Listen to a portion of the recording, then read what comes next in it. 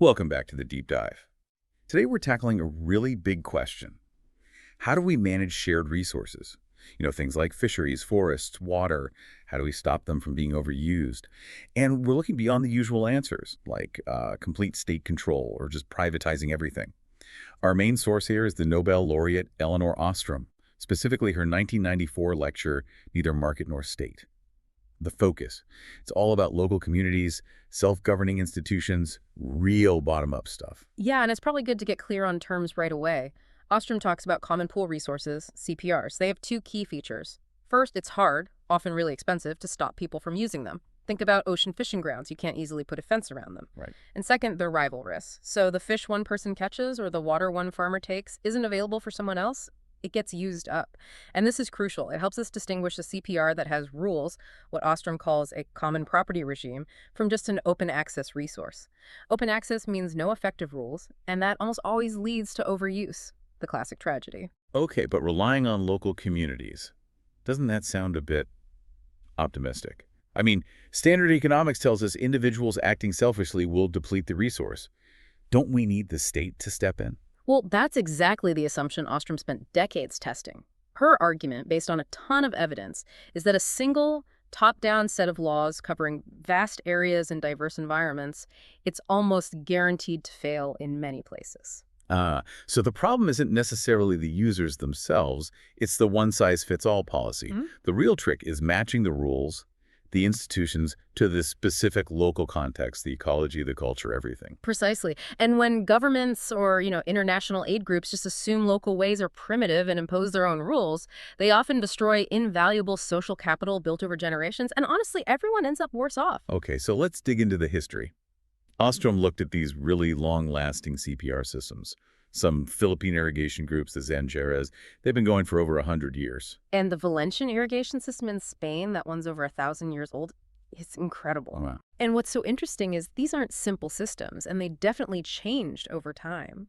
But they survive because the users, the appropriators, they designed their own rules. They monitored things themselves, adapted based on experience, based on what was happening right there. And this led her to identify some common patterns, right? The design principles. Exactly. 8 core design principles that seem to be present in these successful, long-enduring systems. The first 3 are pretty fundamental just for the system to even function long-term. Principle 1, clearly define boundaries. You absolutely have to know who's in and who's out, both for the resource itself and for the people allowed to use it. Yeah, that makes sense. If outsiders can just come in and take stuff, why would the locals bother conserving it? They're doing the work, others get the benefit. Exactly. Then, Principle 2, congruence. The rules about how you use the resource, when, where, what technology, how much you can take, they need to actually match the local conditions. And crucially, they need to align with the rules about providing for the resource, like maintenance. So, like in those irrigation systems you mentioned. Right. Often, the people who get the most water, maybe those at the head of the canal, they also have the biggest responsibility for upkeep, paying more, or contributing more labor. It has to feel fair and connected. Okay, what's the third one? Third is collective choice arrangements. Basically, the people affected by the rules need to be able to participate in changing them, whether it's through established custom or, actual meetings and discussions. This keeps the rules relevant. Right, so you've got these locally crafted rules, but then there's the perennial problem, compliance. Why would anyone follow the rules if they think they can get away with cheating? Yeah, the enforcement challenge. Ostrom talks about quasi-voluntary compliance. People follow the rules partly because they trust the system is fair, and crucially because they trust others will also follow the rules, but that trust needs backup. Which brings us to the next principles. Exactly. Principle 4, monitoring. Someone has to be watching.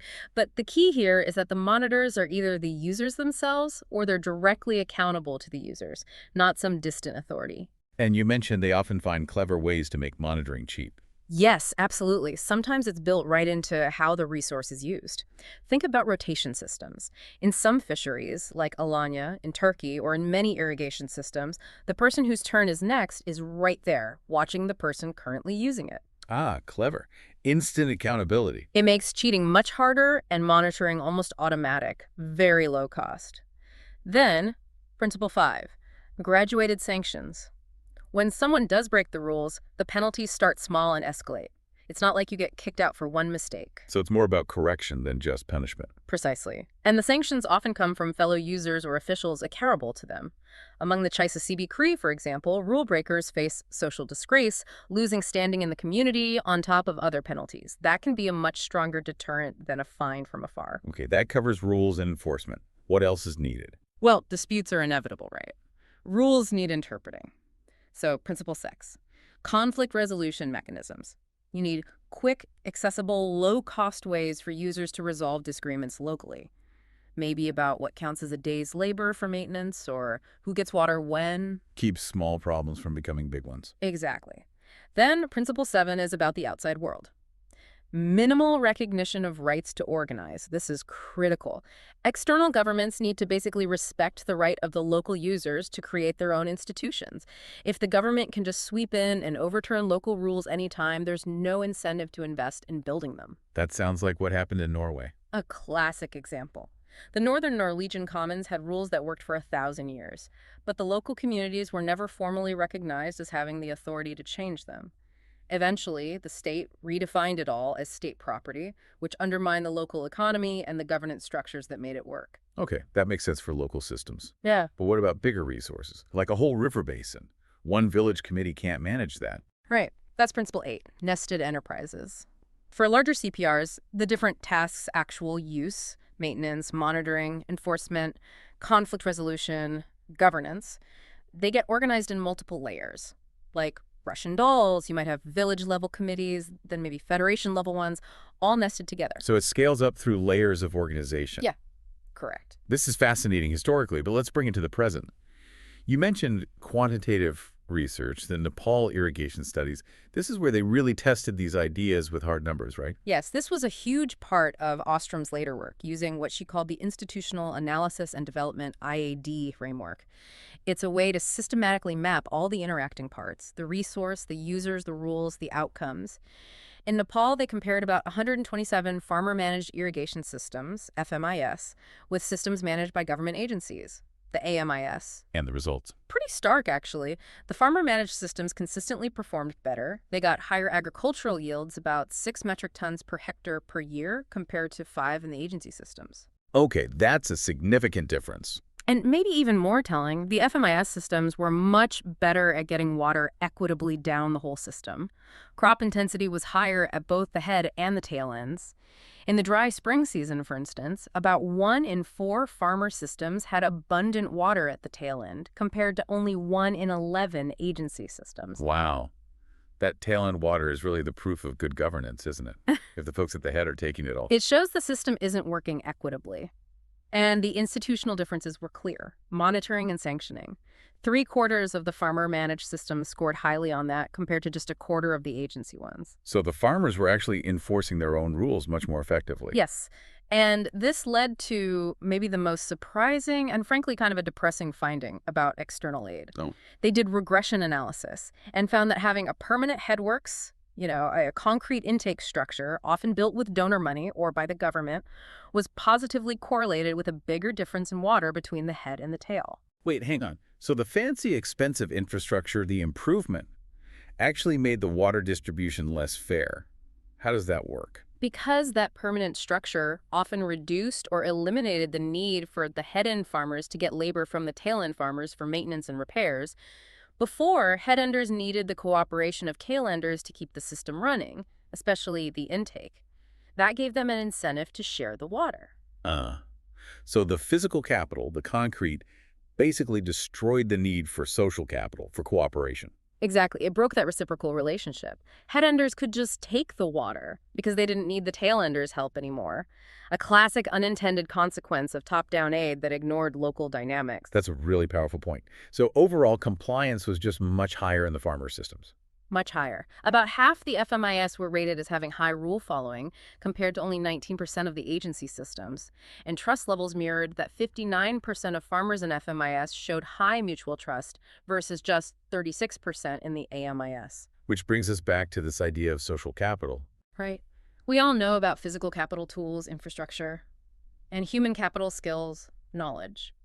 But social capital is that third crucial element. It's the The shared understandings, the trust, the networks, the norms of reciprocity that let groups coordinate and cooperate. Precisely. And it has these really unique properties. Unlike a hammer or a dam, social capital doesn't wear out with use. In fact, using it often strengthens it.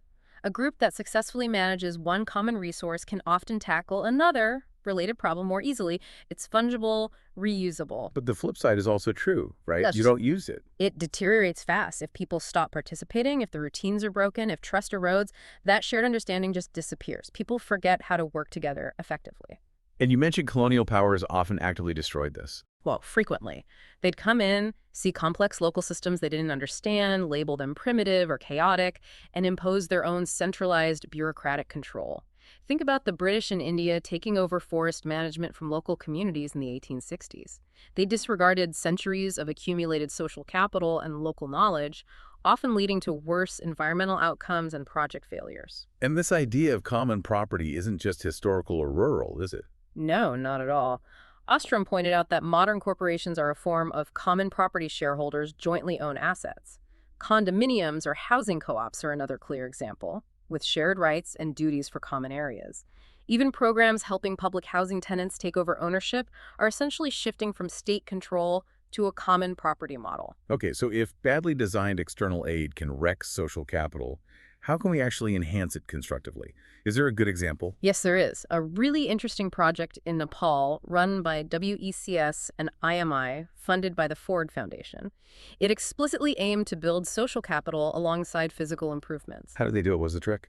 Well, they offered farmers in the Indrawati Basin help with physical upgrades, improving canals, building small aqueducts, that sort of thing. But it came with conditions. Conditions like what? The farmers had to provide most of the labor themselves. They had to agree to pay back a small loan for materials. They had to participate in institutional training, learning about record keeping, meeting procedures, rulemaking, and crucially, keep transparent records. So demanding real buy-in and organization from the start. Exactly. But the most ingenious part, I think, was the farmer-to-farmer training. Instead of experts lecturing them. Right. They took representatives from the communities getting the aid and sent them to visit other, already successful farmer-managed systems nearby that were similar in scale and context. They'd sit in on their meetings, walk the canals, talk to the farmers there. So they weren't just given a rule book. They saw working principles in action applied by people like them. Precisely.